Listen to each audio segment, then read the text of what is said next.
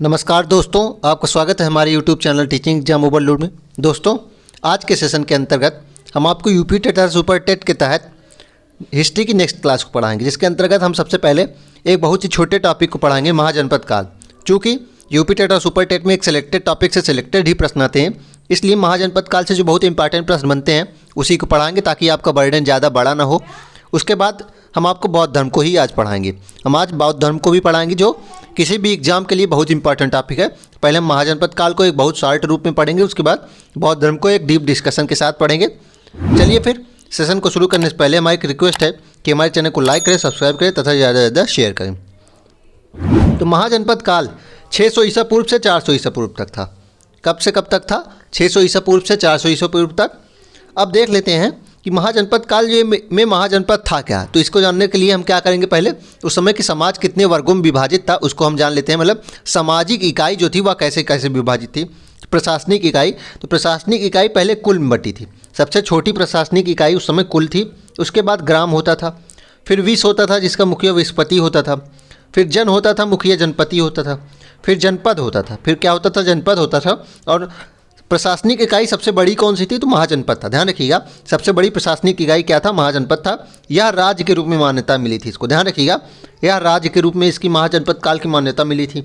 अब देखते हैं कि महाजनपद के बारे में कुछ प्रमुख ग्रंथों में कुछ प्रमुख उल्लेख मिले। चलिए उसको जान लेते हैं कि महाजनपद काल के बारे में किन प्रमुख ग्रंथों में क्या क्या उल्लेख मिले। यहाँ से प्रश्न बहुत बनते हैं। अगर प्रश्न बनने का यूपी टेट और सुपर टेट में सबसे ज़्यादा चांस है तो यहीं से है कि बौद्ध धर्म के किस ग्रंथ में 16 महाजनपदों के बारे में उल्लेख है, तो वह है अंगुत्तर निकाय। प्रश्न बनता है कि बौद्ध धर्म के किस ग्रंथ में 16 महाजनपद का उल्लेख मिलता है, तो वह अंगुत्तर निकाय में मिलता है। उसके बाद प्रश्न बनता है कि जैन धर्म के किस ग्रंथ में 16 महाजनपदों का उल्लेख मिलता है, तो वह भगवती सूत्र में। वह क्या है? भगवती सूत्र में। तीसरा प्रश्न यह बनता है कि अष्टाध्यायी जो पाणिनि ने लिखी थी, उन्होंने कितने महाजनपद का वर्णन किया था। अभी तक आपने देखा कि बौद्ध धर्म का जो अंगुत्तर निकाय है उसमें 16 महाजनपद हैं, और जैन धर्म के भगवती सूत्र में भी 16 महाजनपदों का वर्णन मिलता है, लेकिन पाणिनि की अष्टाध्यायी में 16 महाजनपद नहीं थे। तो प्रश्न बनता है कि पाणिनि ने जो बुक लिखी है अष्टाध्यायी, उसमें कितने महाजनपदों का वर्णन है, तो उसमें है 22 महाजनपदों का वर्णन। 3 पॉइंट बहुत इंपॉर्टेंट है कि बौद्ध धर्म के अंगुत्तर निकाय नामक ग्रंथ में 16 महाजनपद का वर्णन मिलता है, जैन धर्म के भगवती सूत्र में 16 महाजनपद का वर्णन मिलता है, और पाणिनि ने जो अपनी बुक अष्टाध्यायी लिखी थी उसमें 22 महाजनपद का वर्णन मिलता है। अब देखते हैं जो 16 महाजनपद माने गए हैं उसमें 14 राजतंत्र था, मतलब 14 में राजा का तंत्र था, लेकिन 2 ऐसे भी थे जिसमें गणतंत्र था, मतलब प्रजा का शासन होता था। प्रजातंत्र था, वह कौन से थे? वज्जी था और मल्ल था। वह कौन कौन से थे? वज्जी था और मल्ल था।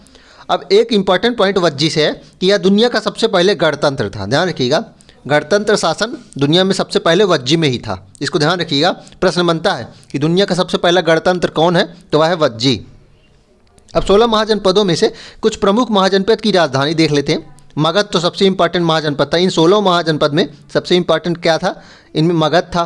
तो मगध के बारे में चलिए देख लेते हैं कि इसकी पहली राजधानी राजगृह थी या फिर गिरिवज थी। उसके बाद लास्ट में पाटलिपुत्र भी बनी। ध्यान रखिएगा, राजगृह या फिर गिरिवज भी उसे कहते हैं, फिर पाटलिपुत्र भी बनी।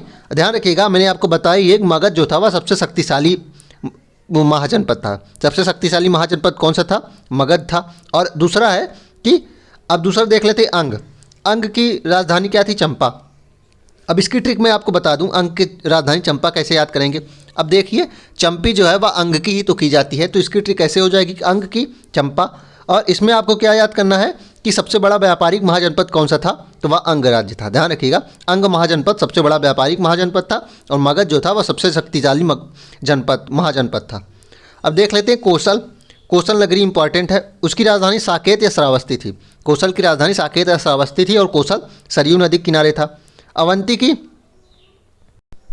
अवंती देख लेते हैं। अवंती की उत्तर की राजधानी उज्जैन थी। ध्यान रखिएगा, अवंती की जो 2 राजधानियाँ बटी थी, उत्तर की राजधानी उज्जैन थी और दक्षिण की माहिष्मती थी। ध्यान रखिएगा, उत्तर में उज्जैन थी राजधानी और दक्षिण में माहिष्मती थी। गांधार इंपॉर्टेंट है, इसकी राजधानी तक्षशिला थी। गांधार जो है इसकी राजधानी क्या थी? तक्षशिला थी।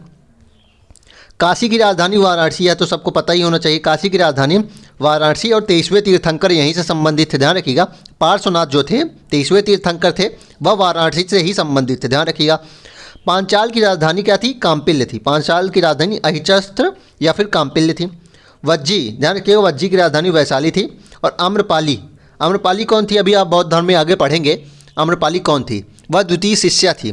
बौद्ध भिक्षुड़ी संघ जो बना था उसमें द्वितीय जो भिक्षुड़ी बनी थी वह आम्रपाली थी। तो वह इन्हीं से संबंधित थी, ध्यान रखिएगा, वह वैशाली से ही संबंधित थी, यहीं रहती थी। कंबोज की राजधानी हाटक थी। कंबोज की राजधानी हाटक थी और घोड़े के लिए प्रसिद्ध था। प्रश्न पूछा जाता है कि वह कौन सा महाजनपद था जो घोड़ों के लिए प्रसिद्ध था, तो वह कंबोज होगा या फिर हाटक उसकी राजधानी होगा। अब देख लेते हैं अस्मक की। अस्मक की राजधानी क्या है? अस्मक की राजधानी प्रतिष्ठान हो जाएगी। अस्मक की राजधानी क्या हो जाएगी? प्रतिष्ठान हो जाएगी। मल्ल की राजधानी कुशीनगर। सूर्यसेन की मथुरा, इंपॉर्टेंट है, सूर्यसेन की मथुरा। मत्स्य की विराटनगर हो जाएगी और कुरु की इंद्रप्रस्थ हो जाएगी, या फिर जो वर्तमान दिल्ली राज्य है। ध्यान रखिएगा, प्रश्न बनता है कि इंद्रप्रस्थ जो वर्तमान, वह इंद्रप्रस्थ नामक स्थान वर्तमान में कहाँ है? तो वह दिल्ली है, ध्यान रखिएगा। वत्स की राजधानी कौशाम्बी और चेद जो है उसकी उस राजधानी शक्तिमती हो जाएगी, और यह कलिंग शासक खारवेल से संबंधित है, ध्यान रखिएगा। अब देख लेते हैं कुछ इंपॉर्टेंट पॉइंट कि दो महाजनपद ऐसे थे जो वर्तमान में भारत की सीमा से बाहर थे, ध्यान रखिएगा। कंबोज, गांधार, कंबोज और गांधार दो महाजनपद ऐसे थे जो वर्तमान में भारत की सीमा में नहीं है, और 16 महाजनपदों में से 8 महाजनपद उत्तर प्रदेश में ही पड़ते हैं, ध्यान रखिएगा। दो इंपॉर्टेंट पॉइंट है कि 16 जो महाजनपद थे उसमें से 2 ऐसे थे जो भारत की वर्तमान में भारत की सीमा से दूर हैं, कंबोज और गांधार, और 16 में से 8 ऐसे महाजनपद हैं जो उत्तर प्रदेश में ही पड़ते हैं। 16 महाजनपदों में सबसे शक्तिशाली मगध साम्राज्य था, ध्यान रखिएगा। सबसे शक्तिशाली जो जनपद था वो महाजनपद था, और सबसे पूर्वी महाजनपद अंग था, ध्यान रखिएगा। सबसे पूर्वी महाजनपद कौन सा था? वह अंग था। चलिए अब बौद्ध धर्म के बारे में देख लेते हैं। अब हमारा दूसरा टॉपिक क्या है? वह है बौद्ध धर्म। बहुत ही इंपॉर्टेंट टॉपिक है, लगभग हर एग्जाम में इससे प्रश्न बनते हैं। चलिए बौद्ध धर्म को देखते हैं। संस्थापक कौन थे इसके? संस्थापक इसके गौतम बुद्ध थे। बौद्ध धर्म के संस्थापक कौन है? गौतम बुद्ध है, या फिर इनका बचपन का नाम सिद्धार्थ भी था, ध्यान रखिएगा। गौतम बुद्ध के बचपन का नाम सिद्धार्थ था। अन्य नाम इनका क्या था? तथागत, इनको तथागत कहा गया। शाक्य मुनि और शाक्य सिंह कहा गया। द लाइट ऑफ एशिया, ध्यान रखिएगा, बहुत इंपॉर्टेंट है। शाक्य सिंह, शाक्य मुनि, तथागत और लाइट ऑफ एशिया इनके अन्य नाम है। जन्म इनका 563 ईसा पूर्व लुम्बिनी में हुआ। जन्म इनका कब हुआ? 563 ईसा पूर्व लुम्बिनी में। मृत्यु इनकी कब हुई? मृत्यु इनकी 483 ईसा पूर्व कुशीनगर में। मृत्यु कहाँ हुई है? कुशीनगर में 483 ईसा पूर्व में, और कुशीनगर मल्ल में पड़ता था, ध्यान रखिएगा। कुशीनगर मल्ल महाजनपद की राजधानी थी, मैंने आपको बताया ही है। तो जन्म इनका कब हुआ? 563 ईसा पूर्व लुम्बिनी में। मृत्यु 483 ईसा पूर्व कुशीनगर में। बचपन का नाम सिद्धार्थ, मैंने अभी आपको बताया, बचपन का नाम सिद्धार्थ। पिता का नाम इनके शुद्धोधन था। पिता का नाम क्या था? शुद्धोधन था, जो शाक्य कुल के थे संबंधित, शाक्य कुल के राजा थे, शाक्य गणराज के राजा थे। माता महामाया कोली राजवंश की थी, ध्यान रखिएगा, माता महामाया कोली राजवंश की थी, इंपॉर्टेंट है। पिता शुद्धोधन शाक्य गणराज के थे और माता कोली वंश से संबंधित थी। और इनका जन्म आम्रवन में हुआ था। जो सिद्धार्थ हैं, जो गौतम बुद्ध हैं, इनका जन्म कहाँ हुआ था? आम्रवन में हुआ था, और जन्म के 7वें ही दिन इनकी माता का देहांत हो गया था, ध्यान रखिएगा। इनके जन्म के 7वें दिन इनकी माता की मृत्यु हो गई थी। उसके बाद इनका पालन पोषण इनकी मौसी प्रजापति गौतमी ने किया। उसके बाद इनका पालन पोषण जो है इनकी मौसी ने किया। 7वें दिन इनकी माता की मृत्यु हो गई, उसके बाद जो पालन पोषण किया इनकी मौसी प्रजापति गौतमी ने किया। पत्नी का नाम इनके यशोधरा था। पत्नी का नाम यशोधरा था। विवाह इनका 16 वर्ष की उम्र में हुआ था, ध्यान रखिएगा। इनका विवाह जो हुआ था वह 16 वर्ष की उम्र में हुआ था, और इनकी पत्नी का नाम क्या था? यशोधरा था। चलिए अब आगे देख लेते हैं। 12 वर्ष बाद पुत्र पैदा हुआ। 12 वर्ष बाद पुत्र पैदा हुआ, यानी कितना हो गया? 16 वर्ष में विवाह हुआ था, 12 वर्ष बाद अर्थात 28 वर्ष में इनके पुत्र रत्न की प्राप्ति हुई, जो जिनका नाम राहुल इन्होंने रखा। नाम क्या रखा? राहुल रखा। 29 वर्ष की अवस्था में गृहत्याग किया। 29 वर्ष की अवस्था में गृहत्याग किया, जिसे क्या बोला गया? महाभिनिष्क्रमण बोला गया। प्रश्न बनता है कि गृहत्याग जो किया था गौतम बुद्ध ने, उस अवस्था को क्या बोला गया? उस क्रिया को क्या बोला गया? तो उसे महाभिनिष्क्रमण बोला गया। अब उन्होंने गृहत्याग किया, क्यों किया? तो इन्होंने 4 दृश्य देखे जिनके कारण ये सन्यासी बनने की ओर अग्रसर हुए। 4 दृश्य क्या थे? इन्होंने एक बूढ़े व्यक्ति को देखा, एक बीमार व्यक्ति को देखा, एक मृत व्यक्ति की शैया को देखा, एक सन्यासी को देखा। बूढ़े व्यक्ति को देखा, बीमार व्यक्ति को देखा, मृत व्यक्ति को देखा और सन्यासी को देखा। प्रश्न बनता है कि 4 दृश्य देखे वह कौन कौन से थे? एक बूढ़ा व्यक्ति था, एक बीमार व्यक्ति, एक मृत व्यक्ति था, एक सन्यासी था, और इन्हीं 4 दृश्य को देखकर यह सन्यासी की ओर अग्रसर हो गए, सन्यास आश्रम की ओर अग्रसर हो गए। सारथी का नाम इनके चन्ना था। इनके सारथी का नाम क्या था? चन्ना या छंदक था। प्रश्न बनता है कि गौतम बुद्ध के सारथी का नाम क्या था? तो चन्ना या छंदक था। और घोड़ा का नाम क्या था? कंथक था। घोड़ा का नाम क्या था? लिख लीजिएगा इसको कि घोड़े का नाम क्या था? कंथक था। इनके सारथी का नाम चन्ना था, घोड़े का नाम कंथक था।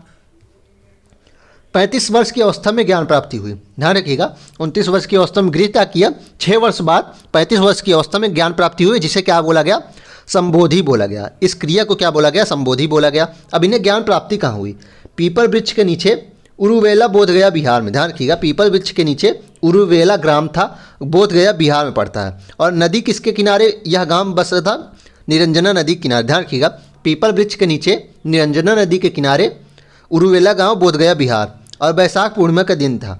ध्यान रखिएगा, एक और इम्पॉर्टेंट प्रश्न है कि वैशाख पूर्णिमा के दिन इनकी जन्म भी हुई थी, इनको मृत्यु भी वहीं हुई, और ज्ञान की प्राप्ति भी वैशाख पूर्णिमा के ही तिथि पे हुई। बहुत इंपॉर्टेंट संयोग है कि वैशाख पूर्णिमा के दिन ही इनका जन्म भी हुआ था, इनको ज्ञान की प्राप्ति भी इसी तिथि पे हुई, वैशाख पूर्णिमा पर, और इनकी मृत्यु भी वैशाख पूर्णिमा को ही हुई। अब इन्होंने पहला उपदेश कहाँ दिया? पहला उपदेश इन्होंने सारनाथ में दिया, ऋषिपत्नम जिसे कहते हैं, और इसे क्या बोला गया? धर्मचक्र प्रवर्तन। ध्यान रखिएगा, प्रश्न बनता है कि धर्मचक्र प्रवर्तन किसे कहते हैं? तो धर्मचक्र प्रवर्तन, जो गौतम बुद्ध ने ज्ञान प्राप्ति के बाद पहला उपदेश दिया, उसे धर्मचक्र प्रवर्तन कहते हैं। अभी तक आप 3 ऐसे तथ्य को देख लिए होंगे। एक प्रश्न बनता है महाभिनिष्क्रमण किसे कहते हैं? तो 29 वर्ष की अवस्था में जो गृह त्याग किया उसे महाभिनिष्क्रमण बोलते हैं। संबोधि क्या है? तो जो ज्ञान प्राप्ति हुई 35 वर्ष की अवस्था में, वह है संबोधि। उसके बाद धर्मचक्र प्रवर्तन क्या है? जो उन्होंने पहला ज्ञान दिया सारनाथ में, जो पहला ज्ञान दिया वही धर्मचक्र प्रवर्तन है। और जो इन्होंने 5 ब्राह्मण को दिया, ध्यान रखिएगा, इन्होंने जो पहला ज्ञान दिया सारनाथ में वह 5 ब्राह्मणों को दिया।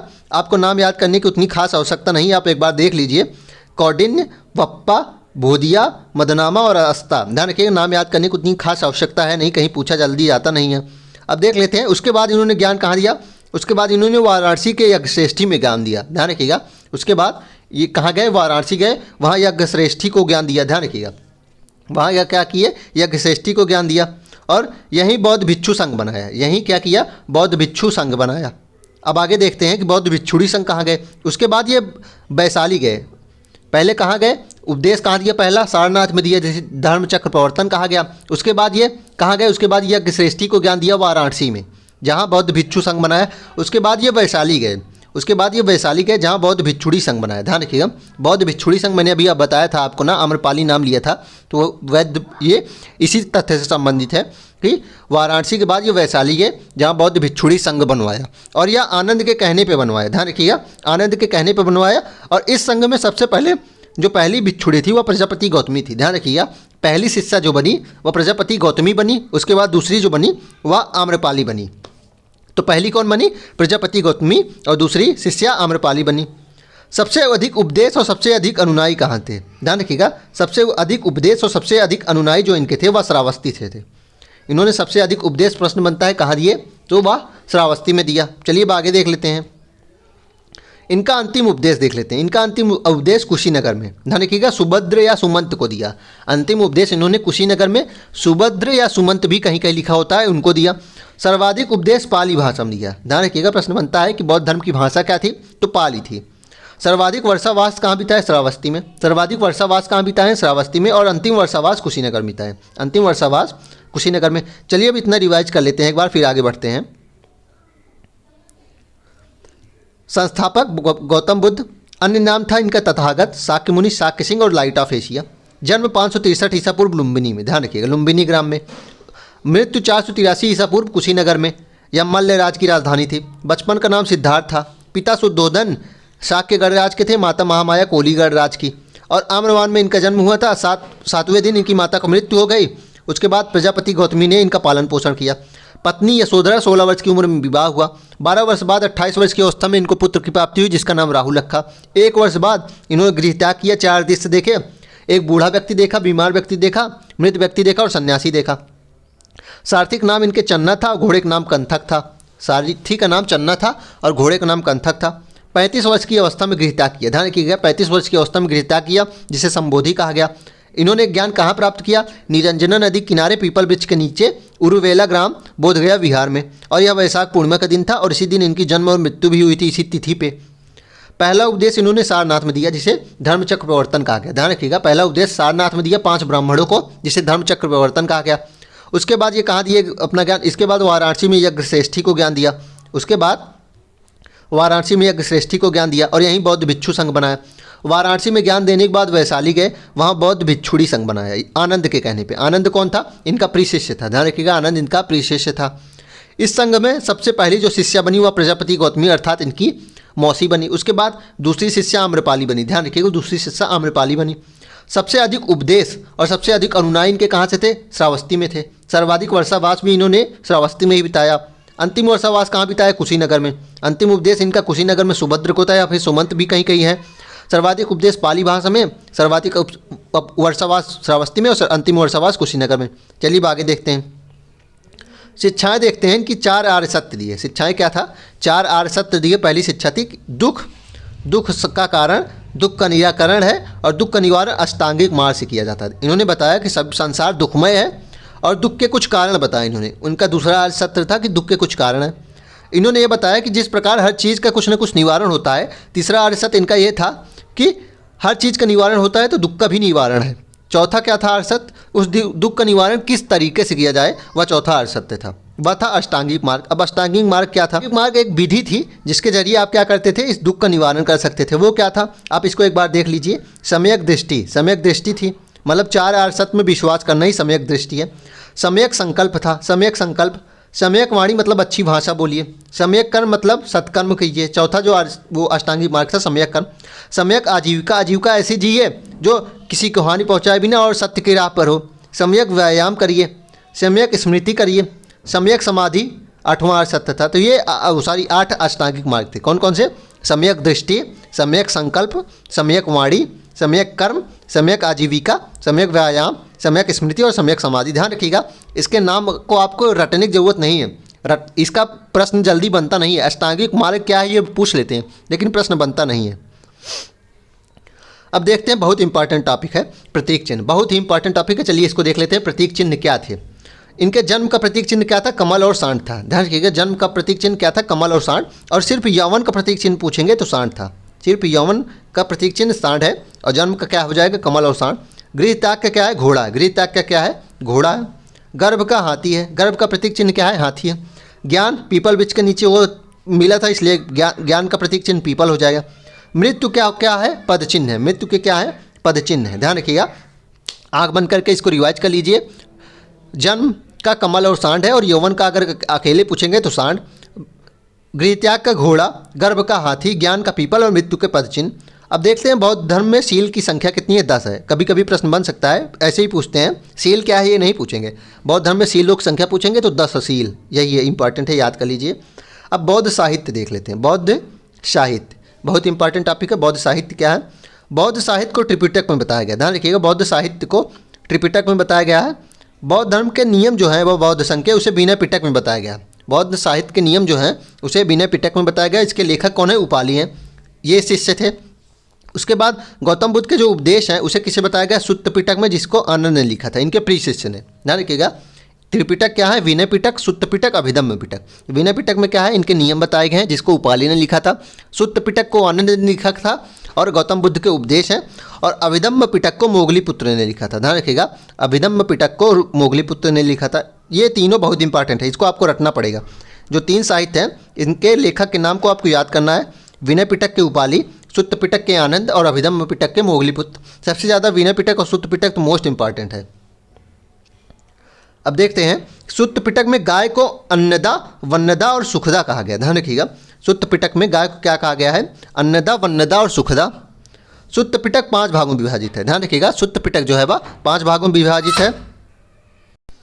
एक और इम्पॉर्टेंट बिंदु है कि सुत्त पिटक को क्या कहते हैं? सुत्त पिटक का एक और अन्य नाम है, किसे इंसाइक्लोपीडिया ऑफ बौद्ध धर्म कहते हैं। ध्यान रखिएगा, प्रश्न बनता है कि किस त्रिपिटक में किस भाग को इंसाइक्लोपीडिया ऑफ बौद्ध धर्म कहते हैं, तो उसे सुत्त पिटक को कहते हैं जिसको आनंद ने लिखा था। ध्यान रखिएगा, इंसाइक्लोपीडिया ऑफ बौद्ध धर्म क्या है? सुत्त पिटक है। इसको लेखक कौन है? आनंद है। और यह 5 भागों में विभाजित, सुत्त पिटक जो है 5 भागों में विभाजित है, जिसमें एक भाग है खुंदक निकाय। खुंदक निकाय में क्या वर्णित है? 549 जातक कथाएं। ध्यान रखिएगा, प्रश्न बनता है 549 जातक कथाओं का वर्णन किस में मिलता है? तो वह खुंदक निकाय में मिलता है, जो सुत्त पिटक का भाग है। और ये जातक कथाएं क्या थी? बुद्ध के जन्म से पूर्व की कहानियाँ थी। ध्यान रखिएगा, बुद्ध के जन्म से पूर्व की कहानियाँ। सुत्त पिटक का दूसरा भाग इंपॉर्टेंट है, अंगुत्तर निकाय। इसमें 16 महाजनपद का वर्णन है, मैंने आपको आगे पढ़ाया ही है। उसके बाद तीसरे चौथे पाँचवें का नाम याद कर लीजिए, कुछ खास उतना है नहीं। दीर्घ निकाय, मध्यम निकाय और संयुक्त निकाय। दीर्घ निकाय, मध्यम निकाय और संयुक्त निकाय। खुंदक निकाय की याद करना है, जातक कथाएं हैं 549 और अंगुत्तर निकाय में 16 महाजनपद का वर्णन है। अब देख लेते हैं त्रिरत्न। बौद्ध धर्म में त्रिरत्न क्या थे? बौद्ध धर्म और संघ। बौद्ध धर्म में त्रिरत्न क्या थे? बौद्ध धर्म, संघ। बौद्ध का अर्थ था ज्ञान, धम्म का अर्थ था शिक्षा और संघ का अर्थ था समूह। अब देख लेते हैं बौद्ध संगीतियाँ कितनी हुई। बौद्ध संगीतियाँ 4 हुई है। ध्यान रखिएगा, बौद्ध संगीतियाँ कितनी हुई हैं? 4 हुई हैं। कभी कहीं कहीं एक बार पूछ लेता है 5वीं भी कहीं हुई है, तो वह माना गया है। लेकिन देख लेते हैं 4 जो प्रमुख है वह है, पहले आप इसके सन याद कर लीजिए। सन की ट्रिक क्या है? 483 के बाद 100 साल बाद 483 ईसा पूर्व, 383 ईसा पूर्व, उसके बाद 255 ईसा पूर्व, उसके बाद पहली शताब्दी। इसको रट लीजिए, 483 ईसा पूर्व, 383 ईसा पूर्व, 255 ईसा पूर्व और पहली शताब्दी। और स्थान की ट्रिक क्या है? RBPK। स्थान की ट्रिक क्या है? RBPK। राजगृह, वैशाली, पाटलिपुत्र, कुंडलवन, कश्मीर। ध्यान रखिएगा, राजगृह, वैशाली, पाटलिपुत्र, कुंडलवन। शासक की क्या ट्रिक हो जाएगी? AK। शासक की ट्रिक क्या हो जाएगी? AK। अजातशत्रु, कालाशोक, अशोक, कनिष्क। अजातशत्रु, कालाशोक, कनिष्क अशोक और कनिष्क। अध्यक्ष कब देख लेते हैं? अध्यक्ष कौन थे? महाकश्यप, साबक अमीर, मोगलीपुत्र और वसुमित्र। महाकश्यप, साबक अमीर, मोगलीपुत्र और वसुमित्र। और चौथी जो संगीति हुई थी बौद्ध, उसमें एक और इम्पॉर्टेंट बिंदु है कि एकमात्र ऐसी संगीति थी जिसमें उपाध्यक्ष की भी नियुक्ति हुई थी। और उपाध्यक्ष कौन थे? अश्वघोष थे। ध्यान रखिएगा, उपाध्यक्ष कौन थे? अश्वघोष थे। अब हम एक एक करके इसको देख लेते हैं कि पहली बौद्ध संगीति कब हुई? 483 ईसा पूर्व में राजगृह में हुई। 483 ईसा पूर्व राजगृह में अजातशत्रु शासक थे और अध्यक्ष महाकश्यप। दूसरी 383 में वैशाली में हुई, कालाशोक और साबक अमीर। 255 में तीसरी हुई, पाटलिपुत्र में हुई, अशोक और मोगलीपुत्र अध्यक्ष थे। और पहली शताब्दी कुंडलवन, कश्मीर में हुई, कनिष्क राजा थे और वसुमित्र अध्यक्ष और उपाध्यक्ष अश्वघोष थे। लेकिन इसकी आपको ऐसे ही याद करनी है। पहले आप सन याद कर लीजिए, 483, 383, 255 पहली शताब्दी। उसके बाद RBPK याद कर लीजिए, राजगीर, वैशाली, पाटलिपुत्र, कुंडलवन। उसके बाद शासन काल याद कर लीजिए, अजातशत्रु, कालाशोक, अशोक, कनिष्क। उसके बाद अध्यक्ष याद कर लीजिए, महाकश्यप, साबक अमीर, मोगलीपुत्र और वसुमित्र। और उपाध्यक्ष लास्ट अश्वघोष। पाँचवीं जो मानी गई है तो वह 1871 में मानी गई। पाँचवीं जो मानी गई है कहीं कहीं 1871 में मांडले म्यांमार और राजा मिंडन के काल में। ध्यान रखिएगा, मांडले म्यांमार में हुई थी राजा मिंडन के काल में। अब देखते हैं चतुर्थ जो बौद्ध संगीति हुई थी उसमें बौद्ध धर्म 2 भागों में बट गया। चतुर्थ बौद्ध संगीति जो हुई थी उसमें बौद्ध धर्म जो है वह 2 भागों में बट गया, एक महायान, एक हीनयान। महायान के प्रवर्तक कौन थे? वसुमित्र थे। महायान के प्रवर्तक कौन थे? वसुमित्र थे, जो अध्यक्ष थे चौथी बौद्ध संगीति के। और ये बुद्ध को ईश्वर समझते थे। ये क्या समझते थे? बुद्ध को ईश्वर समझने लगे थे और ये नए नियम बनाए। महायान में क्या हुआ था? महायान संप्रदाय में कि नए नियम बनाए और बुद्ध को ईश्वर समझने लगे। बुद्ध ने स्वयं को ईश्वर नहीं माना था, लेकिन महायान में चौथी बौद्ध संगीति तक क्या हुआ? बुद्ध को ये ईश्वर समझने लगे। और ये जो नए नियम है ये चीन, जापान, कोरिया, भूटान, सिंगापुर में महायान धर्म का ही प्रचलन है। ध्यान रखिए। अब हीनयान के प्रवर्तक कौन है? हीनयान के प्रवर्तक है महाकश्यप। हीनयान के प्रवर्तक कौन है? महाकश्यप है। इन्होंने अष्टांगिक मार्ग को ही प्रमुख माना। इन्होंने अष्टांगिक मार्ग और पुराने नियमों में परिवर्तन करने को मान्यता नहीं दी। ध्यान रखिएगा, बुद्ध को ही ये बुद्ध की ही शिक्षा को मानते हैं, बुद्ध के जो नियम थे उसी को माना और अष्टांगिक मार्ग को ही माना। इसे हीनयान, वसुमित्र ने हीनयान कहा। और बुद्ध को ये महापुरुष मानते थे, ना कि कोई देवता मानते थे। और हीनयान भी बाद में 2 भागों में बटी। ये पेपर के लिए अपने आपके इंपॉर्टेंट नहीं है। अब देख लेते हैं महात्मा बुद्ध के गुरु। महात्मा बुद्ध के गुरु कौन है? आलार कराम, पहले गुरु इनके। ध्यान रखिएगा, सांख्य दर्शन के प्रवर्तक।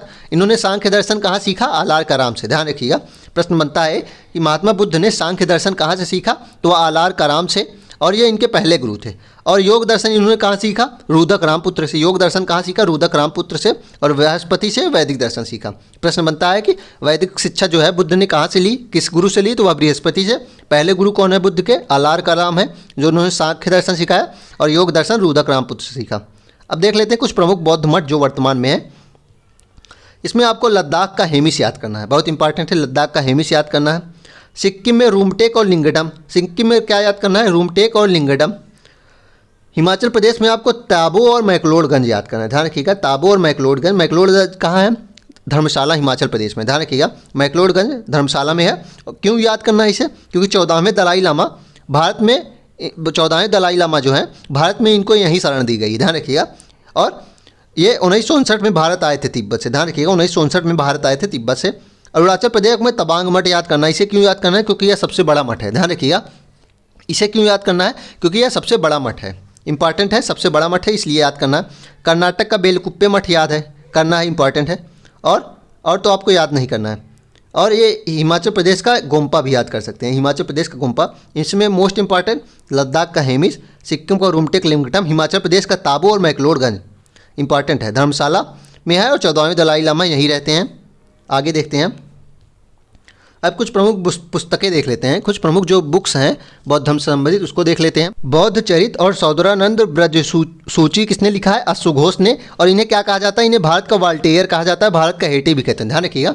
बौद्ध चरित के लेखक और सौदरानंद ब्रज सूची के लेखक अश्वघोष हैं, जिसे भारत का वाल्टेयर, भारत का हेटे और महापंडित भी कहते हैं, ध्यान रखिएगा। विभाषा शास्त्र किसने लिखा है? वसुमित्र ने लिखा है। विभाषा शास्त्र किसने लिखा है? वसुमित्र ने लिखा है। प्रश्न ऐसे भी बन सकता है कि विभाषा शास्त्र किस धर्म से संबंधित बुक है? तो वह बौद्ध धर्म से संबंधित बुक है, ध्यान रखिएगा। बौद्ध चरित और सौदरानंद ब्रज सूची तो बहुत इंपॉर्टेंट है, अश्वघोष ने लिखा है, उन्हें भारत का वाल्टेयर और हेटे भी कहते हैं। पहली मानव प्रतिमा किसकी पूजी गई? बुद्ध की, और गांधार शैली में पूजी गई, ध्यान रखिएगा। पहली मानव प्रतिमा बुद्ध की पूजी गई गांधार शैली में। बौद्ध शिक्षा के प्रमुख केंद्र तक्षशिला, वल्लभी, विक्रमशिला, नालंदा। और नालंदा विश्वविद्यालय को क्या बोलते हैं? ऑक्सफोर्ड ऑफ महायान, ध्यान रखिएगा। नालंदा विश्वविद्यालय को ऑक्सफोर्ड ऑफ महायान भी बोलते हैं। अब लास्ट बिंदु एक देख लेते हैं कि बौद्ध धर्म में क्या क्या मान्यताएं थी। आत्मा को ये लोग नहीं मानते थे, कर्मकांड को नहीं मानते थे, वर्ण व्यवस्था को नहीं मानते थे, पुनर्जन्म अकेले को मानते थे, ध्यान रखिएगा।